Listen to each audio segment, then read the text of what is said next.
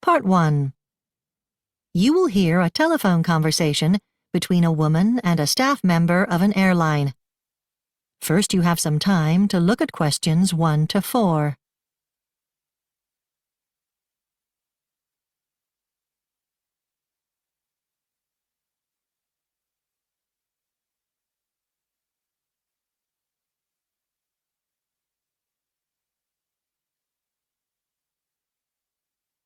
Now listen carefully and answer questions 1 to 4. Kiwi Air, good morning. You're speaking with Roger. How may I help you? Yes, hi. My name's Janet. I've just been trying to make a booking on the internet, and I'm having a problem that I'd like to complain about. So, let me just take down your full name. It's Janet Quigley. That's Quigley. Thank you. And what's the problem exactly? Well, yes. I'm trying to book myself and 3 children, so 4 tickets, to fly within New Zealand. We're wanting to fly from Wellington to Christchurch. Not one way, but return. So it's just a simple booking. Yes, and you've put your dates in, have you? Yes, the dates are... what are we in now? It's September, isn't it? So I'm booking for October. November, the 10th till the 15th. Right. Let me just get that down on the form. And what time would that be? We'd be leaving at 11:45 in the morning, arriving into Christchurch at 12:30. Mm-hmm. I know that it's cheaper to not make the reservation in person, so to save paying the fee, I've been trying to do it through your homepage. Yes, so what's the problem exactly? Well, every time I put in the number of adults and children travelling, the website automatically alters the rate for one of the children to what you'd pay for an adult. It's very annoying. I'm getting so frustrated with it. And each time I change it back, I've been getting error messages telling me to call you directly. I really can't understand it. Before you hear the rest of the conversation, you have some time to look at questions 5 to 10.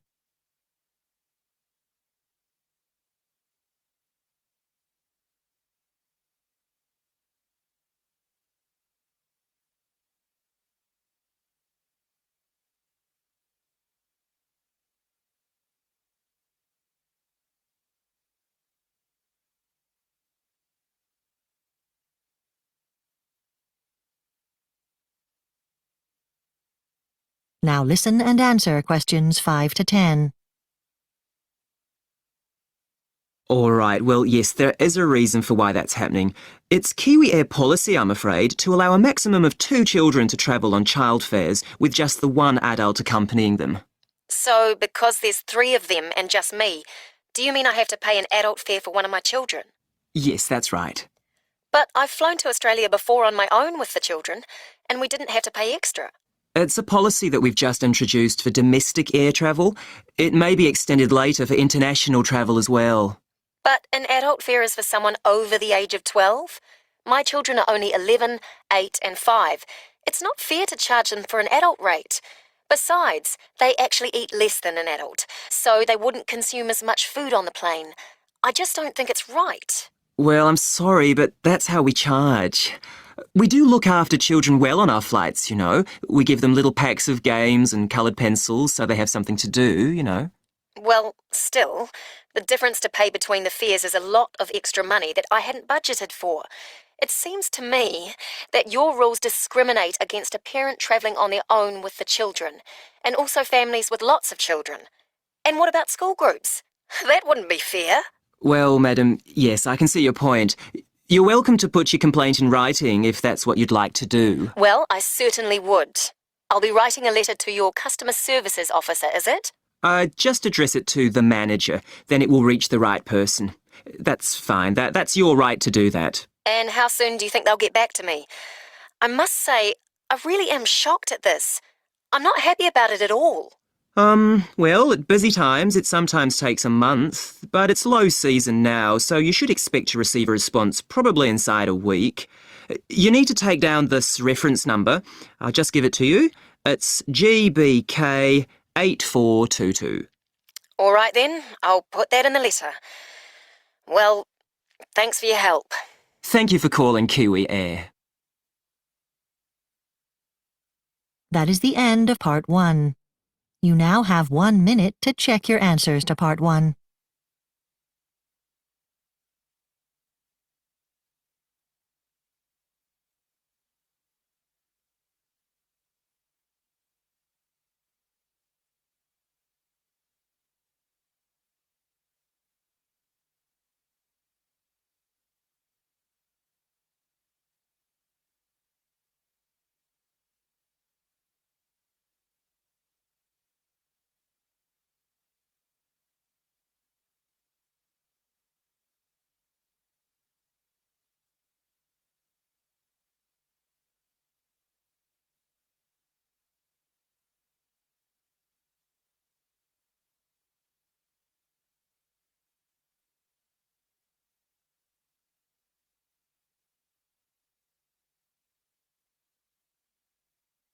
Part 2. You will hear a radio program describing the services available at a local library. First, you have some time to look at questions 11 to 14.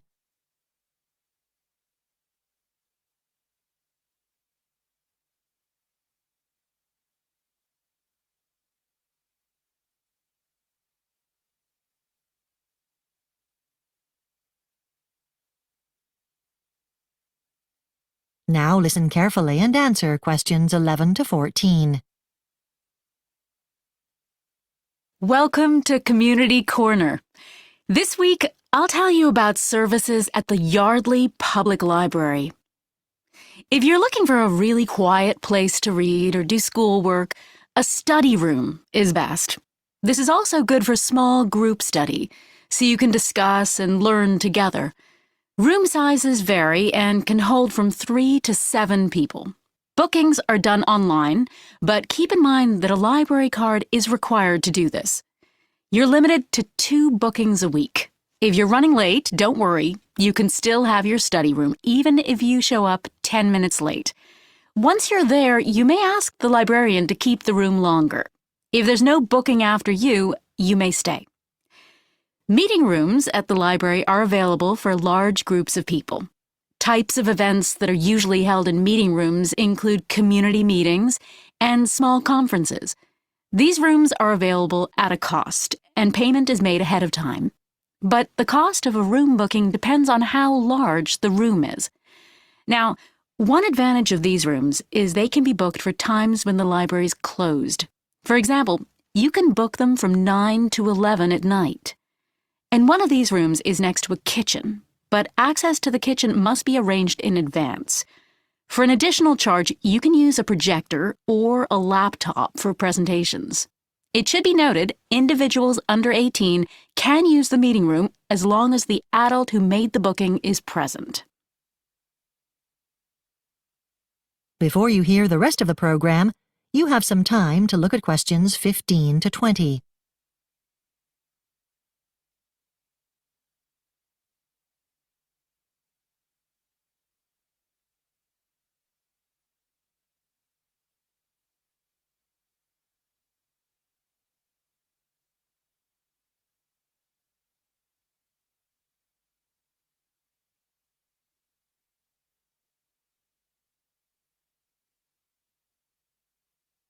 Now listen and answer questions 15 to 20. Now, I'd like to tell you about some interesting programs for adults at the Yardley Public Library. Our program, Tech Play, gives adults a chance to build and work with robots. You're shown how it's done first, then you get to make one of your own.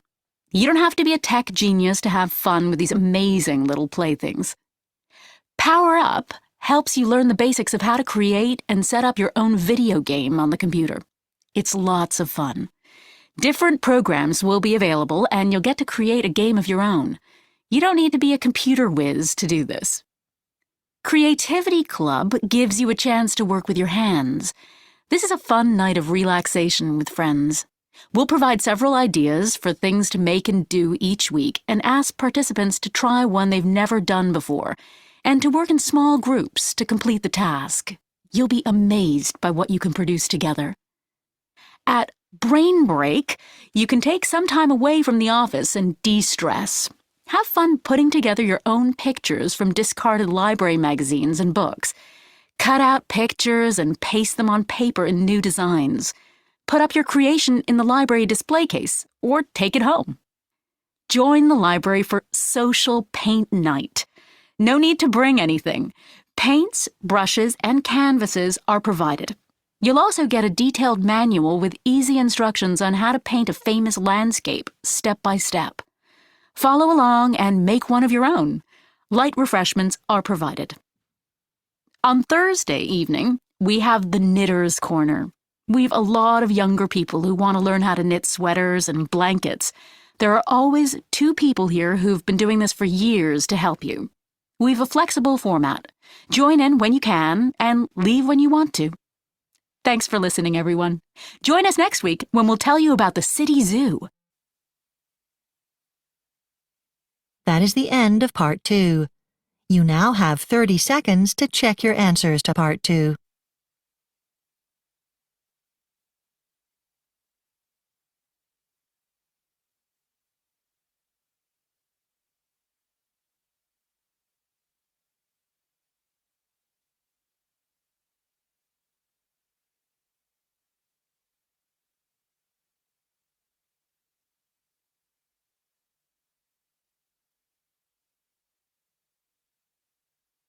Part 3. You will hear 2 design and technology students, called Max and Izzy, planning their presentation about the history and development of the bicycle. First, you have some time to look at questions 21 to 24.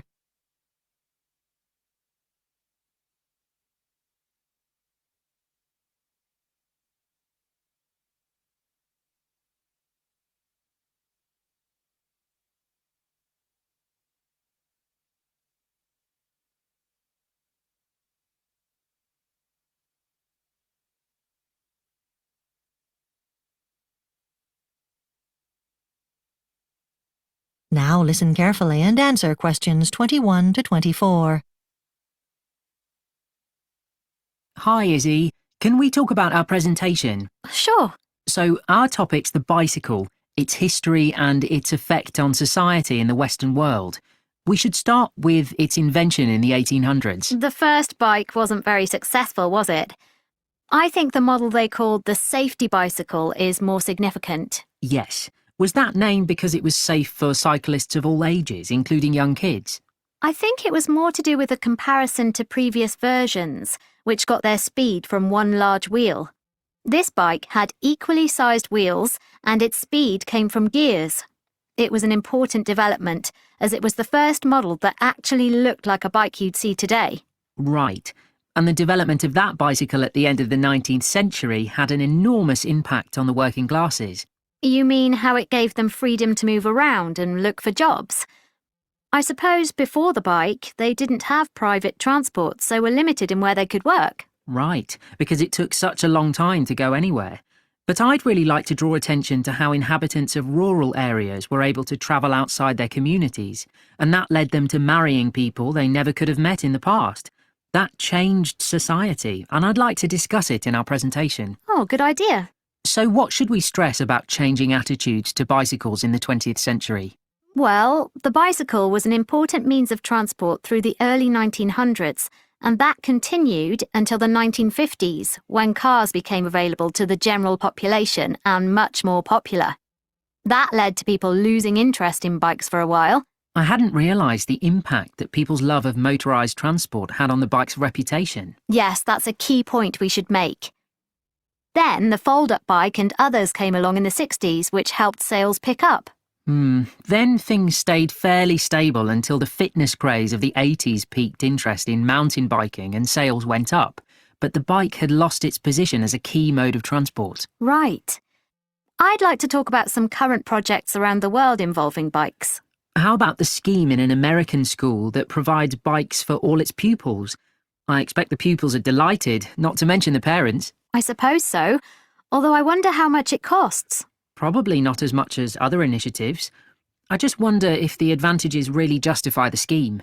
Well, it must enable pupils to get to school more easily. But does attendance actually improve?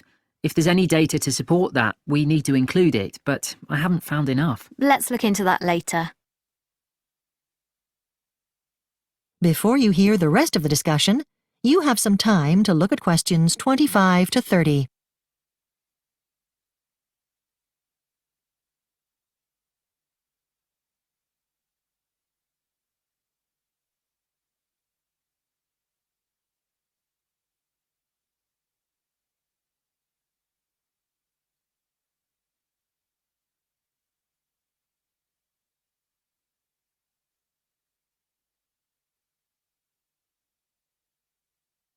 Now listen and answer questions 25 to 30. Could we look at the results of the survey we did with cyclists? We each spoke to different people. Yes. One of my first interviewees was David. He works from home and spends a lot of time indoors, so at weekends he goes out with a cycling club. He said it's a way to connect with people apart from the other benefits. Okay. Who else? I interviewed a woman called Marlene. I asked her what her main reason for using a bike was. She's got young children and doesn't have much free time, so cycling to work is a way for her to keep fit. That's what she liked about it. Okay. How about Annabelle? Was she the one who sold her car and uses a bike instead? Was that because of pollution? She did sell her car, but her choice to travel by bike was made for financial reasons, as she was paying so much for petrol. I see. And Rashid? He was probably the oldest person we spoke to. He's in his 70s, yes, and he's been cycling around the city for years. He said that there are several advantages, but he really loves the way it helps him think clearly and takes his mind off any worries he has. Great. What about you? Have you got notes about Syra? Yes, I spoke to her last week. She lives in the countryside and she loves being on her bike in the open air and enjoying the beautiful environment and landscape around her. Right. The last person I interviewed was Giovanni. He's very practical and he said it's just easier for him to use a bike to get around town than to drive. He finds sitting in traffic and looking for parking spaces too time-consuming, so he switched to using a bike instead. Great. Shall we meet next week? And then we can... That is the end of Part 3. You now have 30 seconds to check your answers to Part 3.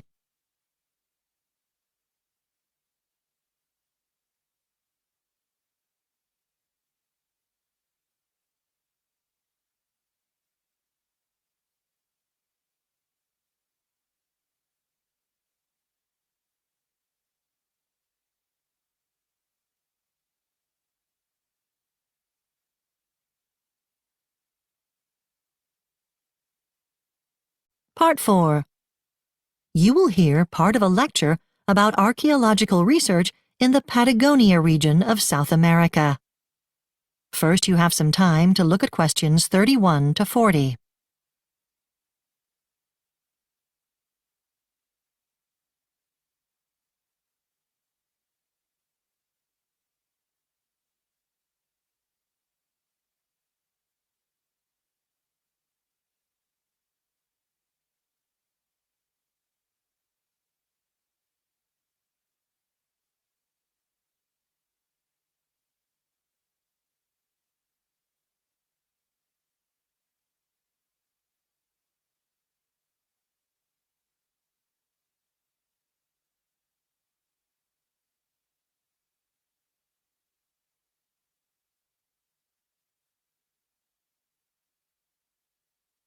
Now listen carefully and answer questions 31 to 40.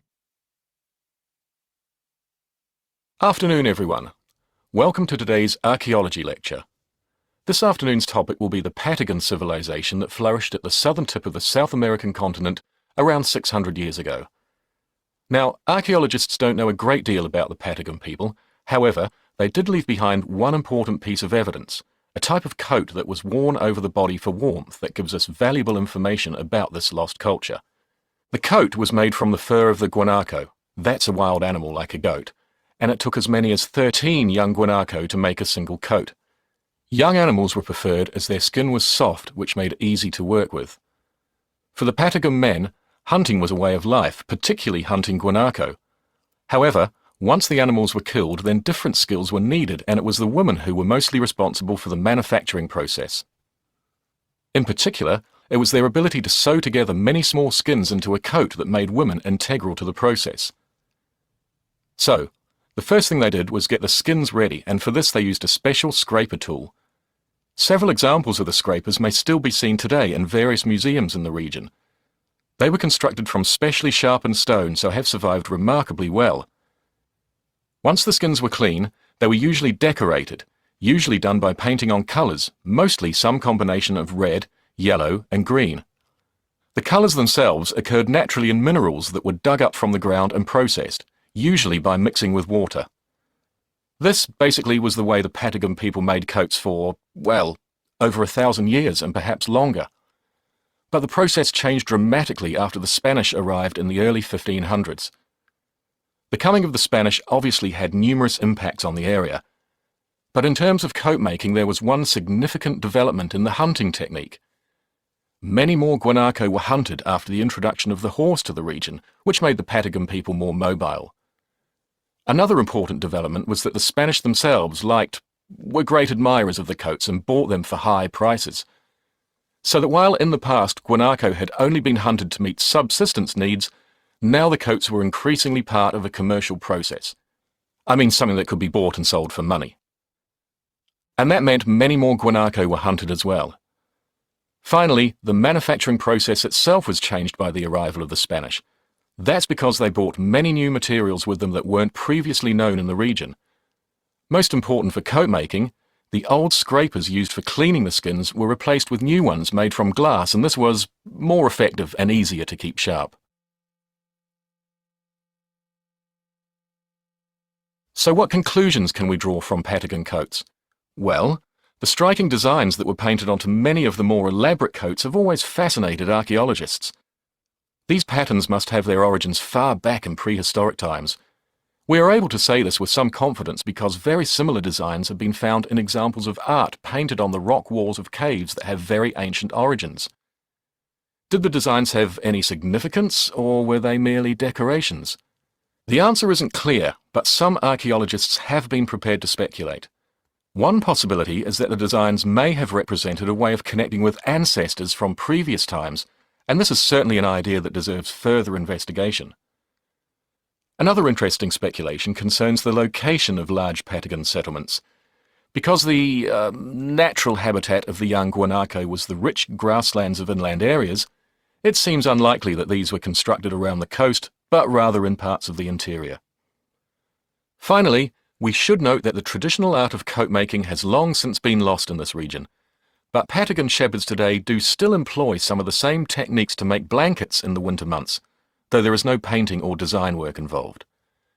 Well, that is the end of my lecture, but if you have any questions, please feel free to come. That is the end of Part 4.